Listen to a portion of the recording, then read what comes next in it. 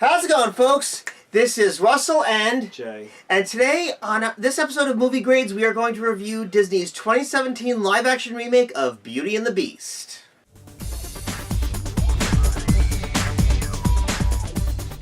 We're going to start with the cast, and we're going to start with Emma Watson, and she played Belle in this movie. I really enjoyed her as Belle. I think she did a very, very well done job. I enjoyed her singing. She was really great as Belle. I mean, her story was well done. If you enjoyed the original, you most likely will enjoy this. But what did you think of Belle? My thing with Emma Watson, I think she did okay. Looking at it in the context of the scenes, I thought the singing worked based on what she was doing in each scene. As for the actual acting, she looks very bored most of the time. One thing that really irked me was that in the animated movie, the Belle in that movie, she completely stood out no matter in what scene she was in. Even in the scenes where she's not happy in the town, she stands out. That's the whole point. She's supposed to stand out. Had I gone into this movie with no knowledge of the original, I would have had no idea she was supposed to stand out among anyone else. She just comes off, like I said, bored through most of it, and honestly, half the time, she's basically an afterthought in the movie. And another thing that irked me was that basically Belle is always a beauty. I mean, they even say that's what her name means. And she didn't to me. To say Beauty and the Beast, it's certain times she's a beauty.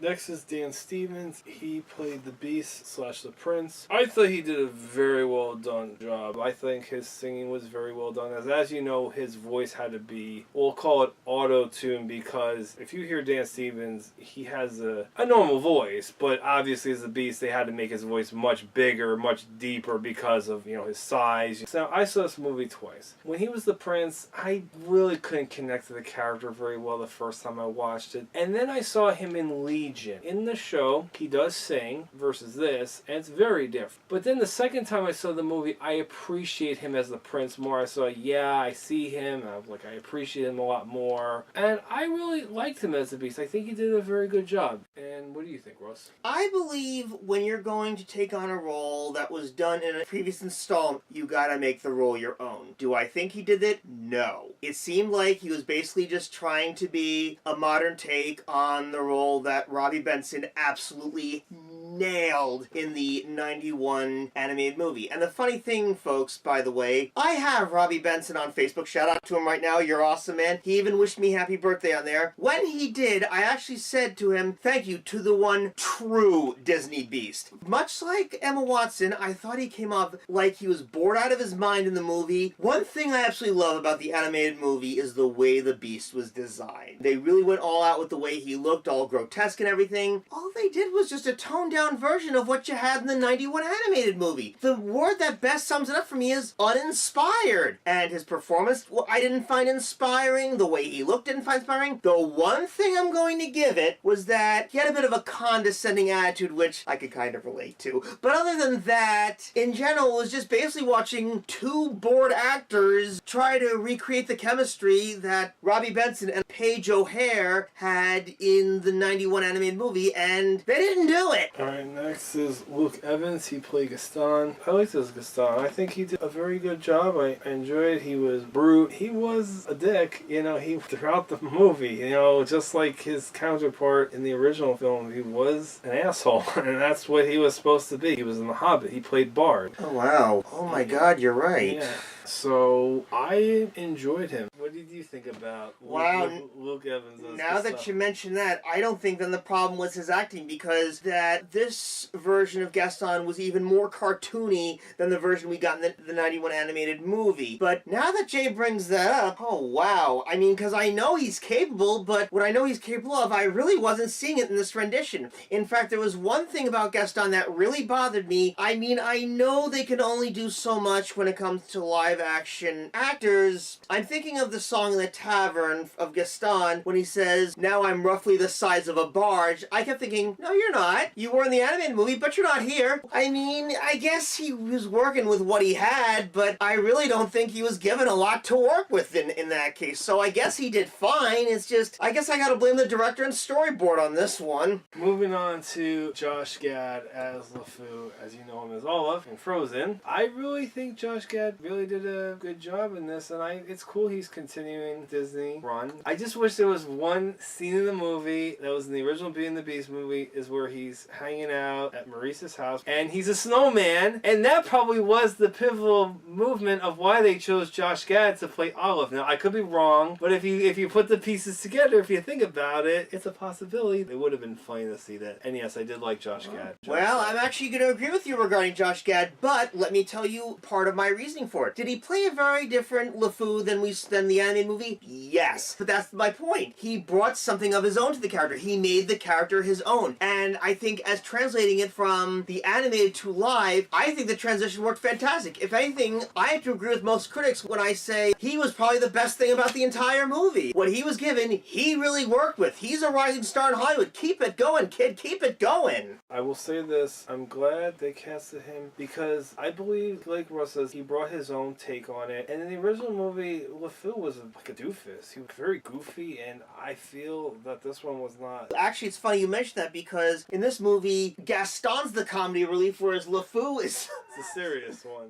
Yeah. But not only was Josh Gad really well in this movie, Kevin Kline as Maurice was very well done in this movie too. And I found that he's actually from America, unlike a lot of these other folks that are like from overseas and like Europe and Australia. Very emotional. He was captured by the beast. You know, he's like, Bill, this castle is alive. You know, he did have the accent. I think he played a really good Maurice. And I liked him in this movie because he wasn't goofy like he was in the original take. Maurice was very goofy in the original animated film. And actually, I like where you're coming with that. That's a good point because, again, it was a transition thing. He transitioned the character into, live action, and he did his own take on it. And for what he was working with, he actually did quite a good job. Again, we're talking about a script that, in my opinion, was not that great, with directing that wasn't that good. So he showed his chops in the movie. He showed he could carry what he had to work with. So, yes, definitely. Those were the village people, except for the beast. Now we're going to move on to the servants. I thought the village people were a group from the 1970s. I'm kidding. Oh, that's true. But now we're going to move on to the servants of the castle. The ones that turned into antiques, as Cogsworth says, played by Ian McKellen. I guess we'll start with him since I'm mentioning him now. So, Ian McKellen as Cogsworth, as you know him as Gandalf in Hobbit and Lord of the Rings movies. I really enjoyed him. I'm glad because Cogsworth in the movie, he's older, he's a clock. I think Ian McKellen was really well casted as that part. Just thought, it worked. It worked. What do you think? There's a certain reason I liked him in the part, but there's another reason why I didn't. And let me try to at least explain part of this. First of all, he was originally played, I believe, by David Ogden Stiers, if I'm correct on that, back in the 91 animated movie. And the thing is, in the animated movie, he and Lumiere, they worked off each other. They were like partners on screen that, they played off each other. In this movie, that doesn't happen as much, and because of that, it just didn't give Ian McKellen as much to work with. So, while I thought he did okay, I don't really think he took the character on, like, really put himself in the role the way David Ogden Stiers did back in 91. So, I mean, and this is Ian McKellen. I love Ian McKellen. I was hoping that he could really bring it, and, I mean, he did all right, but I didn't think he really brought his A game here. As you were speaking of Lumiere, we move on to Ian McGregor, who, as you know, he was Obi-Wan in Star Wars, but he played Lumiere. I liked his Lumiere, and I liked the design of him, too. Oh, yeah, getting back to Cogsworth, I like the design of him. I like the design of all these characters. I guess we'll call them cursed objects. And Lumiere was a candelabra, because remember he says, oh, you're a candle. He's like, no, I'm a candelabra. So I really liked it. I think he did really well with the accent. I really liked him. I liked how in the original animated film, it was the candlesticks that was his face. And this, his actual body looked like a human. It was really well done, and I think another very good casting for the role. This is the other part about it I wanted to bring up. So you got Ian McKellen as Cogsworth, and you got Ewan McGregor as Lumiere. Think about this, folks. You got the main wizard from both Star Wars and Lord of the Rings brought together to do Beauty and the Beast. How's that for poetic? I mean, that's, in my opinion, kind of like the big mystical sage of both worlds. I love that combination there. Too bad they didn't do more with it. As for Ewan McGregor as Lumiere, well, considering that Jerry Orbach passed away, so obviously might have been part of the reason that he didn't return to do it, probably. I'd say it seemed like Ewan McGregor's take on it was trying to fill his shoes, and he went a little over the top, but then again, you have to consider that, like I said, there wasn't a lot of camaraderie between he and Cogsworth. They kind of just put most of the focus on Lumiere instead, so considering he had to carry it, I think he did very well. A little over the top, yes, but in general, I think he did pretty well with what he had to work with, yes. Emma Thompson, she was Mrs. Potts, another Harry Potter alumni. I thought she did a very good job as Mrs. Potts. I mean, she had to fill Angela Lansbury's shoes, and I think she did a very good job. Did sing, the main theme, being the Beast. I thought she did very well, and I really liked her. And yes, Chip was in this movie. I really liked the chemistry between her and Chip. It really worked very well. The only one thing I will say, this is in the original film, that Chip did have other, I guess, brothers and sisters that we really didn't see him very much in the original film, but I guess maybe they didn't want to do it in this film because they felt like they were unnecessary. But sometimes things might be necessary, some things might not be necessary. But yeah, I think her and the kid who played Chip did a very good job. What did you think about those two characters? I have to give her that. For all the people who are saying, doesn't Miss Potts look a little too old to have a little kid? Well, okay, that's the one thing I'll say. Okay, I can see why they got Emma Thompson. She looks like she's considerably younger than Angela Lansbury. Her animated counterpart looked back in the day. Otherwise, I mean, I don't expect a bad performances out of Emma Thompson. She always does fine. I thought she did great. The actor who played Chip, he went along perfectly fine with her. So I'm not gonna lie, when it comes to a lot of the more secondary characters, my focus isn't as much on them. So as long as they do enough to keep the primary characters propped up, I'm happy with it. And so I think they did fine. Nothing really stood out because it didn't need to, but for what she had to work with, she did fine.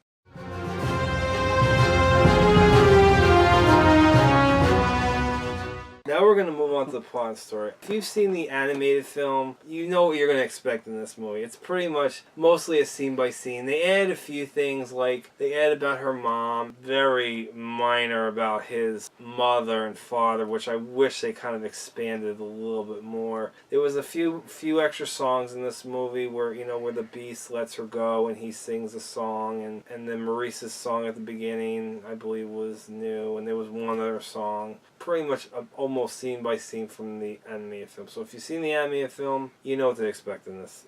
Now, first of all, for those of you who absolutely needed a better explanation to the whole Enchantress at the beginning of the movie, they go into more detail, so you get that. I like that. However, everything else that was added, including what Jay brought up about, they talking about Belle's mom, talking about the Beast's parents, even talking about, there's even spoilers, an enchantment on the village. I think 4 words, one sentence of 4 words sum everything up. What did it add? And by that I mean, sure, does it add some elements to the story? Yeah, but were the elements needed? Did it make it a better movie? See, I am a die-hard fanatic for the 91 animated movie.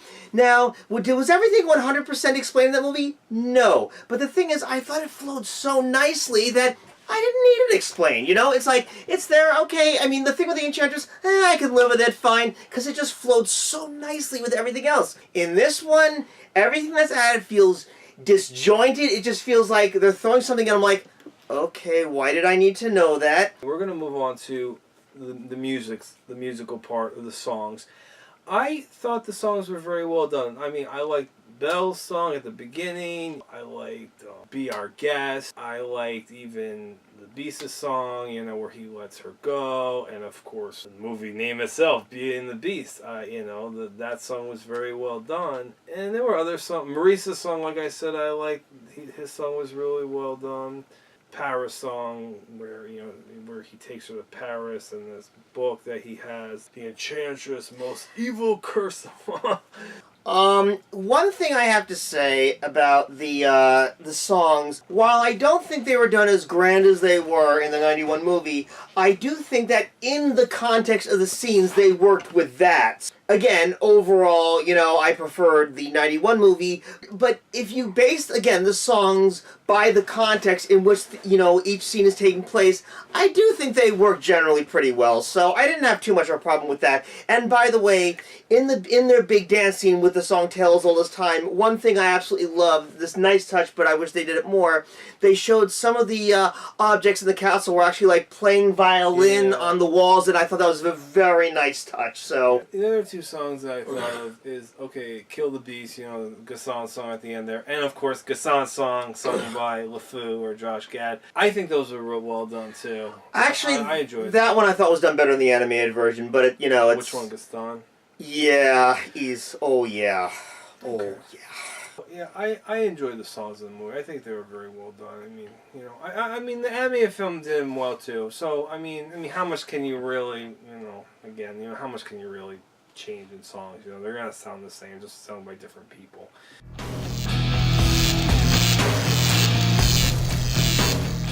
I think the special effects were very well done in this movie. I mean, I will say this. When I saw the trailer originally, and I saw the Beast, I think they just wanted to show something. I feel like the final product was better. He was bigger. He did look more intimidating. He looked big, because I think in the trailer you're kind of like a little scrawny thing. But in this he looked more intimidating. I think the scenes were very well done, with Villanova. That's the city, or the town, the provincial town that she moved to with her father, from Paris. The Paris scene was very well done. Notre Dame, like his transformation to the Beast, and his transformation back from the Beast to his human self was very well done, because they actually was scene by scene. You saw his hand turn back, you saw his foot, and then you saw his his head, his upper torso. I think the special effects, even though there really wasn't a lot of special effects in this movie, you really didn't need many except for the Beast. I think I liked the Beast. I thought, and the Enchantress. She was the other one. Was very well done at the beginning there too. So yeah, the CGI was, and the special effects were very well done for what it needed. Okay, regarding the Beast, here's where my big beef comes in. My beef with the Beast. Beef with the Beast. First of all, as I already said, I thought the Beast looked like an uninspired version of the animated version, when I really thought they could have gone out and done so much more. Now, here's where it goes from bad to worse for me. Just as I was beginning to say, looking over the Beast, saying, all right, I see, I think they did an okay job and everything. That's the moment a certain moment the Beast walks away from Belle, and then they CGI'd his face. I'm like, oh, God, just the moment where I'm starting to kind of get used to it, then they throw that awful CGI in. Great! It was just like, falling shot again. It's like, can I even get one moment to really appreciate it? I mean, did they just do that? Were they that uninspired and wanted a paycheck just that badly just to get them by? It was very disappointing for me. I do like how the way they did the imagery, the special effects in the castle and everything. But again, Yeah. most of it is CGI, like Jay said. Most of it was done well, but with the Beast, oh dear God, it was just one mess after another. Yeah, I guess the petals falling was CGI. The castle turning back into its former self, we'll say. Well, of course, the biggest CGI was the objects. We can't forget about them. How can I forget about those objects like Cogsworth, Lumiere, all of them? Those were very well done. You have to say they were well done. Well, to a point, but the thing is, there was a point where, okay, during the Be Our Guest sequence, it's like they were just throwing everything at the screen, and yeah, pretty much. The first time I saw the movie, I thought the CGI was kind of wonky. But then I watched it again. I don't know if everybody's going to agree with this. I don't know if you see it again, maybe. But I think the CGI will look better the second time around. I mean, maybe you'll still think it's kind of wonky.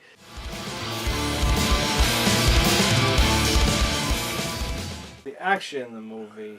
And as this movie, there's really not a lot of action since, it's based on a Disney animated film. Which I'm not saying that Disney animated films don't have action, but usually they usually focus on more of the drama and all that stuff in their movies. But in this movie, the action scenes were mainly, the last scene at the end where Gaston is fighting the Beast. There's the scene where the villagers are storming the castle. The wolves that ambush Maurice and later Belle, and Beast has to save her. So those are really the action scenes in the movie. What did you think of the action? Honestly, I thought it was done way better in the animated movie, and the reason is, just as I've been saying with everything else, just more emotional investment by the actors, and just, in general, it was just more emotionally invested in it, where I just didn't feel like it was done so much here. I think part of the reason is also because the director also did Twilight Breaking Dawn, and, well, folks, for those of you who haven't seen those movies, let's just say he focuses a lot on more like teenage drama type stuff, and yeah, you could see action's not his forte, really.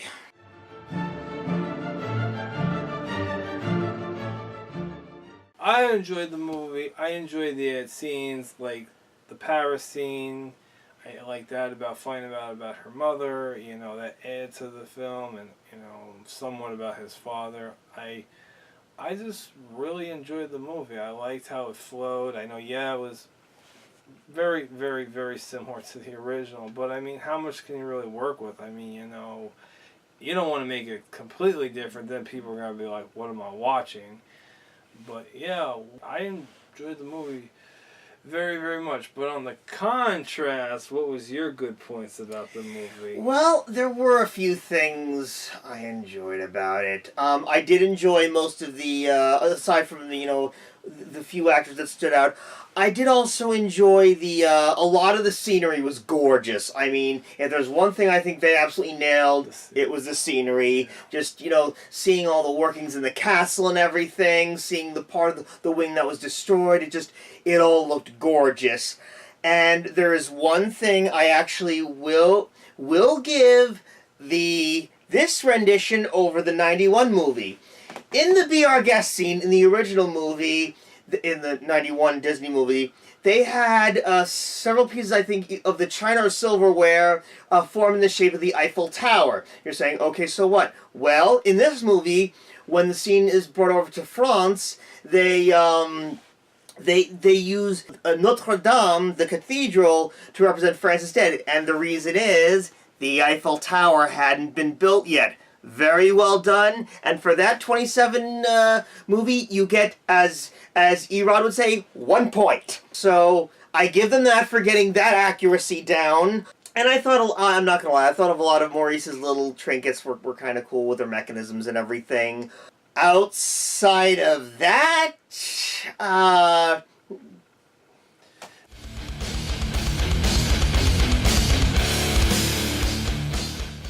I really don't have a lot of bad things about the movie. I mean, maybe there could have been things that could have been done better, but I enjoyed the movie for what it was worth. Now, you were going to say something earlier that there was something bad that you were saving for this part, among others. So here's your spotlight. So basically, one of the big reveals that they decided to do in this movie, as opposed to the original, I keep saying the original, the 91 Disney version.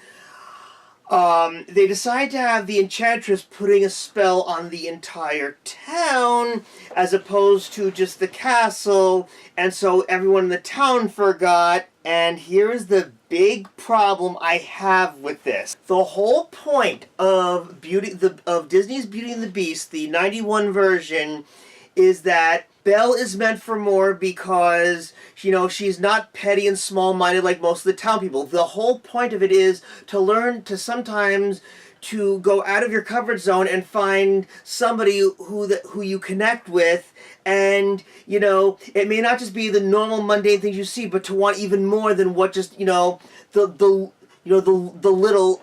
small and minded can offer you. By having the Enchantress put this spell on the town, for me, completely undermined the point of that, because it's basically saying, oh, the town wasn't actually small-minded to begin with. It's just that they forgot because of what the Enchantress does, which completely undermines why everyone loves Gaston in the 91 movie, why they think Belle's weird and everything, because the whole point is she's meant for better than just, the small things that the town can offer. So in this movie, it's not that she's better, it's just, oh, the town's under a spell. And the whole lesson of that movie is kind of beeped on because of the fact that it was all based on the Enchantress's spell. And for me, again, that completely kills the whole theme of the entire movie. That's one of the biggest problems I have with it. And this was actually thinking about it, after a while. So it was that and all the other things that I brought up that I had such a massive problem with. Well, with that says, let's give our final grades. This one, I'm going to give a solid A to, because like I said, I really enjoyed it. I think it was really well done. And Yeah, that's all I have to say. And what's your final grade? I'm going to be a little generous here and give it a C. And I say generous because I don't want to think about it more to figure out, oh, actually, I could have said this already more. No, I'm just going to stick with what I remember. I'm just going to give it a C. I mean, it did have some very nice imagery. A few of the performances stuck out. And at least I didn't see this on my birthday. We saw it a few hours before, but at least we didn't see it on it. So, you know, there was that, unlike a certain movie from last year. That's what I'm going to go with. He gives it an A, I give it a C. That's it. I'm Jay with Russ, and we'll see you next time.